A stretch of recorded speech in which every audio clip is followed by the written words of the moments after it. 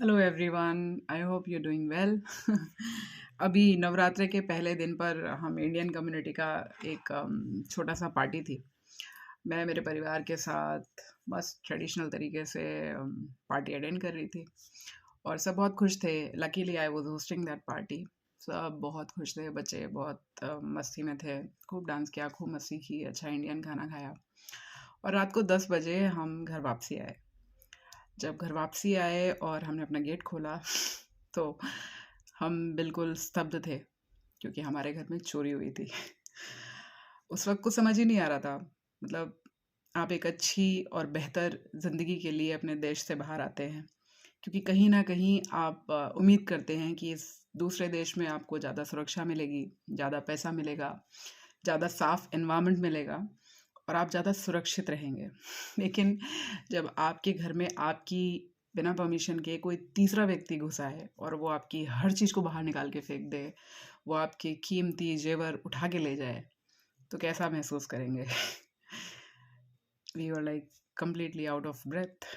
हुआ क्या, तुरंत ही पुलिस को बुलाया गया, अपने दोस्तों को खबर दी गई और पुलिस और दोस्त चंद मिनटों में घर पे थे। जब मैंने घर देखा तो हर चीज़, हर बैग, हर वार्डरोब, सारी टेबल्स, सारे अलमीराज पूरी तरीके से शैटर्ड थे। हर एक छोटी-छोटी चीज़ बाहर निकाली गई थी। एंड आई वाज़ लाइक, सबसे पहले ध्यान गया कि ऑफ़िस के लैपटॉप चेक किए जाएँ। तो अनुज का लैपटॉप था, मेरा पर्सनल लैपटॉप था। घर में 4 लैपटॉप थे, 2 बच्चे के फ़ोन और हमारे एडिशनल फ़ोन भी पड़े हुए थे, जिनमें से कुछ भी गायब नहीं था। तो क्वेश्चन था, गायब क्या है? मैंने देखा बेड पे मेरे सारे ज्वेलरी बॉक्सेस पड़े हुए थे। अभी हाल ही में मेरे भाई की शादी हुई थी। ऑल्दो हम हमेशा अपने कीमती सामान लॉकर में रखते हैं और 2010 से मैं नौकरी में हूँ और मेरी माँ ने मुझे पहली सीख जो दी थी वो ये कि जैसी सैलरी आए वैसे कुछ गोल्ड का बनाओ। पिछले 10-15 सालों में जो भी बनाया था वो एक झटके में चला गया। They came to my house just to pick the gold and diamond. बाकी सब कुछ अपनी जगह पे था। मतलब जगह पे तो नहीं था लेकिन कुछ भी गायब नहीं था। केवल वो गोल्ड की ज्वेलरी और डायमंड की ज्वेलरी पूरी तरीके से गायब थी। लकीली उस दिन मैंने साड़ी पहनी हुई थी और उस साड़ी पे मैंने जितना भी गोल्ड वियर किया था बस मेरे पास वही बचा। एक डायमंड के इयररिंग्स वो शायद आर्टिफ़िशियल समझ के छोड़ गए और कुछ गोल्ड की चेन वो आर्टिफ़िशियल था, उसे गोल्ड समझ के ले गए। अ, बिल्कुल शॉक्ड। पुलिस को बुलाया, पुलिस ने देखा, फॉरेंसिक टीम आई। बहुत अच्छा रिस्पॉन्स था पुलिस का। लेकिन एक चीज़ जिसने मुझे ये वीडियो बनाने में मजबूर किया वो ये कि जैसे ही मेरे घर वालों को, हमारे रिश्तेदारों को, हमारे दोस्तों को इस बात की भनक हुई, तो सब कॉल करने लगे। जो लोग यहाँ रहते हैं वो यहाँ अवेलेबल थे और जो इंडिया से हमें कनेक्ट कर रहे थे, पहला हर व्यक्ति का एक ही क्वेश्चन था, जर्मनी में भी चोरी होती है? And I was like, Germany में चोरी क्यों नहीं हो सकती है? मेरा भाई सिंगापुर में था और वो बताता था कि उधर भी थेफ्ट के केसेस होते हैं। मेरी एक फ्रेंड है, वो इटली से है, वहाँ पे भी होते हैं क्योंकि जहाँ इंसान है और जहाँ ये क्लास सिस्टम है, तो कोई ना कोई है जो डिप्राइव्ड है। और अभी वार वॉर के चलते यूक्रेन से और कई अलग देशों से लड़ाई के चलते जो रेफ्यूजीज़ को यूरोप पनाह दे रहा है, इससे एक बहुत बड़ा डिसबैलेंस क्रिएट हो रहा है सोसाइटी में। वो लोग जो अपनी ज़मीनें छोड़ के आए हैं, अपने काम, अपने धंधे छोड़ के आए हैं, उन्हें यहाँ पर शेल्टर मिल रहा है, खाना मिल रहा है, लेकिन बेसिक सर्वाइवल के लिए यू नीड मोर, राइट?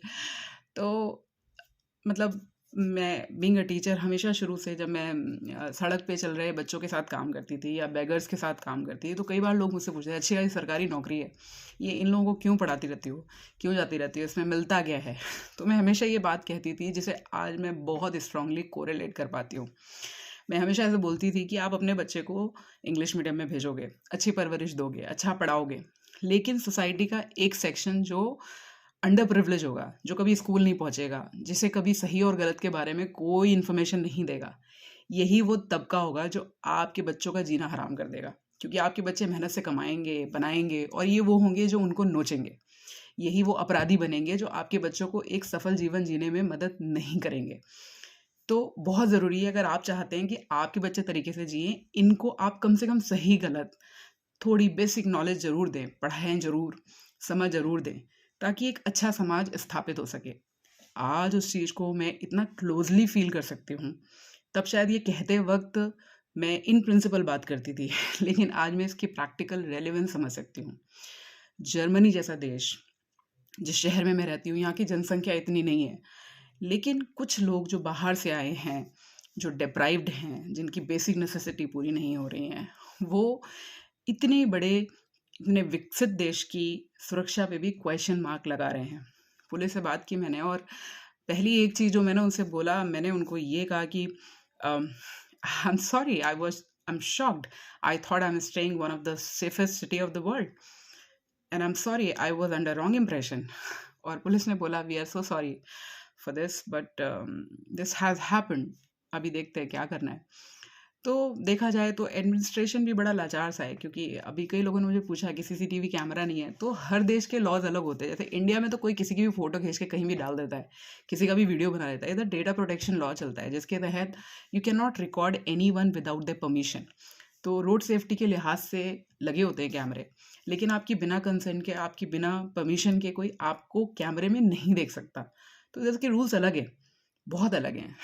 तो कुल मिला के ये वीडियो उन सब के लिए है जो कहीं न कहीं ये सोचते हैं कि एक अच्छी बेहतर ज़िंदगी की तलाश में वो विदेश के किसी भी, अपने देश छोड़ के किसी भी ऐसी एडवांस कंट्री में, किसी भी ऐसे डेवलप्ड नेशन में आएँगे और उनकी सुरक्षा की ज़िम्मेदारी कोई और लेगा। ऐसा कभी भी नहीं होने वाला है। आपकी सुरक्षा की ज़िम्मेदारी आपकी है। तो ये सोचते हुए, क्योंकि मैं जर्मनी में हूँ और मैं बहुत सेफ हूँ, मैं दरवाज़े को तीनों लॉक को नहीं लगाऊँगी, एक लॉक को ही लगा के चली जाऊँगी, क्योंकि ये देश बहुत सुरक्षित है। यहाँ लोग पढ़े-लिखे हैं, यहाँ लोगों का वैल्यू सिस्टम हाई है।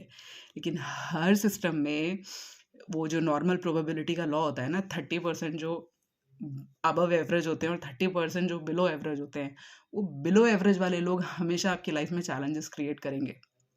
तो स्पेसिफिकली वो इंडियंस जो जर्मनी के किसी भी शहर में रह रहे हैं, क्योंकि खुद पुलिस ने बताया कि ये पहला इवेंट नहीं है। हर दिन इस शहर में कम से कम 6 से 7 ऐसे केस रिपोर्ट होते हैं, जिसमें they break in the house और आके वो केवल ये वैल्यूएबल एसेट्स को लेके चले जाते हैं। तो आपसे गुजारिश है कि अपनी सुरक्षा की ज़िम्मेदारी खुद लें। आप क्योंकि किसी विकसित देश में बैठे हैं, इसकी ज़िम्मेदारी किसी प्रशासन की कतई नहीं है। आपको अपनी सुरक्षा की ज़िम्मेदारी खुद लेनी पड़ेगी। मेरा सोना, मेरा चांदी और मेरा डायमंड गया, मुझे इसका कोई भी दुःख नहीं है, क्योंकि मैंने अपनी माँ को एक एक्सीडेंट में जाते हुए देखा है और उनकी लाश पर से सारे गहने हटते हुए देखे हैं। मतलब वो मेरी माँ थी। एक एक डेड बॉडी से जब इंसान जेवर निकाल सकता है, तो ये दिखाता है कि जब इंसान सेल्फिश होता है तो उसके लिए कोई वैल्यू नहीं होती। एक भगवान जिसकी हम पूजा करते हैं, कुछ चोर उसी भगवान से जेवर हटाते हैं, उसके लिए वो केवल पत्थर है। तो सोसाइटी में हर तरीके के लोग हैं और हर तरीके की घटनाएँ होंगी। अच्छी बात ये है कि मैं, मेरे पति, मेरा बच्चा, हम तीनों सुरक्षित हैं और हमारे हाथ-पैर सलामत हैं, हमारा दिमाग सलामत है। ये हम दोबारा कमा लेंगे और नहीं भी कमाएँगे, अब मुझे तो कमाना ही नहीं है। क्योंकि पहले इनको कमाओ और फिर इनकी सुरक्षा करो, और अगर ये चले जाएँ तो दुःख में आ जाओ। तो ये तो चाहिए ही नहीं। लेकिन हाँ, पिछली 2 रातों से आई कुड नॉट स्लीप, क्योंकि जिस सुरक्षा, जिस अच्छे जीवन के लिए मैं इंडिया छोड़ के जर्मनी में आई थी, ये मुझे बार-बार ये सोचने पे मजबूर करता है कि क्या बेहतर पाया मैंने। I am not safe, we are not safe, my kid is not safe. जब कोई आपके घर में ताला तोड़ के अंदर घुस सकता है, चोरी कर सकता है और फिर आराम से दरवाज़ा बंद करके वापस जा सकता है और अड़ोस-पड़ोस में किसी को कुछ पता ही नहीं है, तो क्वेश्चन आ गया आप कितने सेफ हैं। तो जितने भी लोग जर्मनी के किसी भी पार्ट में रह रहे हैं, मैं आपसे बस यही रिक्वेस्ट करूँगी, इंडियंस को स्पेसिफिकली टारगेट किया जा रहा है, because by nature, by tradition और जितना हमारे बारे में दुनिया जानती है, दैट वी लव गोल्ड।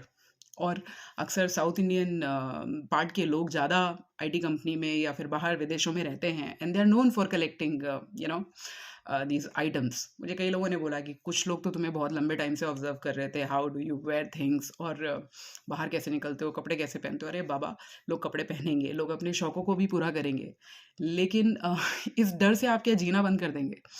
तो मैं बस यही कहूँगी कि आप आप आप में से जो भी लोग अपने साथ कुछ भी वैल्यूएबल चीज़ों को यहाँ पर रखे हुए हैं, प्लीज़ उसको बहुत सेफ्टी से रखिए। उन एसेट्स को किसी लॉकर में रखिए, इंडिया पे छोड़ के आ जाइए, लॉकर में डाल दीजिए। और कभी भी घर से बाहर निकलें तो अपनी सुरक्षा के लिए खुद को रिस्पॉन्सिबल मानें। खुद अपने गेट को तीनों लॉक को 100% लगा के जाएं, भले ही आप रेलवे तक जा रहे हो या फिर कोई छोटा सा सामान लेने के लिए 5 मिनट के लिए जा रहे हैं, क्योंकि घटना कभी भी घट सकती है। हमने पूरा यूरोप हांडा, 2-2 3-3 दिन हम घर से बाहर रहे, कभी कुछ नहीं हुआ। और जब हम अपने घर से मात्र 3 किलोमीटर की दूरी पे थे, केवल 5 घंटे के लिए बाहर थे, तो ये घटना हमारे साथ घट गई। रातों रात मेरा 15 से 17 लाख का नुकसान हो गया। वो नुकसान हुआ, वो रिकवरेबल है क्योंकि वो मटेरियलिस्टिक चीज़ है। लेकिन जो यहाँ नुकसान होता है, जो इनसिक्योरिटी, जो एक असुरक्षा का भाव आपको सोने नहीं देता, आपकी मेंटल हेल्थ को ख़राब करता है, उसका कहीं कोई कॉम्पेंसेशन नहीं है। वो डर कि कोई भी आ सकता है, कोई भी आपके घर में इन्वेड कर सकता है आपके बिना परमिशन के, आपका बच्चा सेफ नहीं है, आप सेफ नहीं है, आपकी चीज़ें सेफ नहीं है। तो आई जस्ट रिक्वेस्ट यू, जितना पॉसिबल हो इन एसेट्स को कम रखें अपने पास, अपने घर को प्रॉपर लॉक करें और किसी और को रिस्पॉन्सिबल मत समझें कि वो आपकी सुरक्षा की जिम्मेदारी लेगी। आपको खुद अपनी सुरक्षा की जिम्मेदारी लेनी पड़ेगी। Indians are on target because they are known for collecting golds and valuable assets. मैंने जैसे बताया, मेरी माँ ने मुझे हमेशा ये बताया था, इतने सालों से मैंने जो भी कलेक्ट किया था सब गया, जो बस पहना था बस वही बचा। तो सुरक्षित रहें, सजग रहें, मैं तो इतना ही कह सकती हूँ। जो हमारे साथ हुआ वो आपके साथ ना हो। तो घर से कहीं भी बाहर जाएं तो कोशिश करें कि अपने वैल्यूएबल चीज़ों को रखें, क्योंकि इतनी समझ चोरों में भी है कि वो कोई भी इलेक्ट्रॉनिक आइटम नहीं टच करेंगे, बिकॉज दे नो कि अब जो भी इक्विपमेंट्स आ रहे हैं उनमें ट्रैकिंग सिस्टम होता है। मतलब आई वॉज सो सरप्राइज, इतनी एक्सपेंसिव रिस्ट वॉचेस पड़ी हुई थी, उन्होंने किसी चीज़ को टच नहीं किया। इंडियन मनी पड़ी हुई थी, उसको फेंक के चले गए। लेकिन हर पर्स में अगर 10 यूरो भी पड़े थे ना, पूरा खाली करके गए। So I thought to share it with you. So just be aware और बी कॉन्शियस, और अपनी सुरक्षा की जिम्मेदारी खुद लें। Indians are on target for these robberies. I hope you understand.